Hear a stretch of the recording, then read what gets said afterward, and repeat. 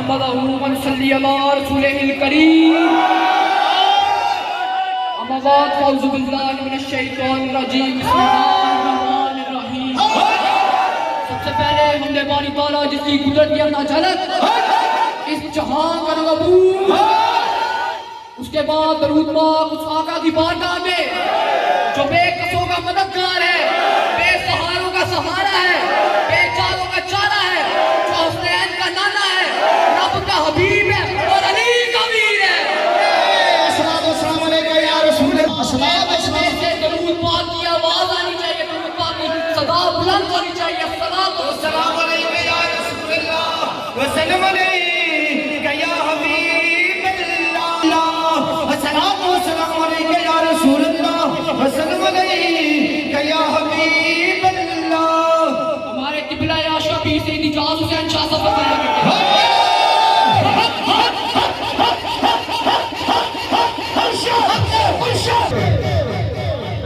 ये वो दरूद पाक है, ये वो दरूद पाक है जो दिलों से मुनाफिकों को खत्म करा देता है और जिसम से खबासा अस्सलाम वालेकुम या रसूल अल्लाह व आलिका व सहाबिका या हबीब अल्लाह। हज़रत शमसुद्दीन सियासी तशरीफ फरमाते, आपके सामने आपके मुर्शिद हज़रत पीर पठान तशरीफ फरमाते। भाई हज़रत खिज़र अलैहिस्सलाम का गुज़र हुआ, ऐलान हुआ कि जिसने हज़रत खिज़र अलैहिस्सलाम की ज़ियारत करनी है आज उम्रे खिज़री अता हो, उम्रे खिज़री अता हो।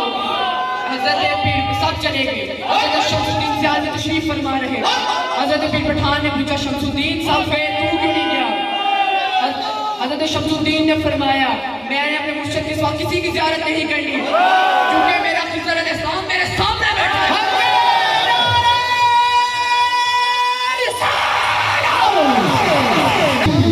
बाबा जी, मैं कहता हूँ अल्लाह के वली गुंबद खजरा की तरफ नजर लगा के टिकटिका के देख रहे थे।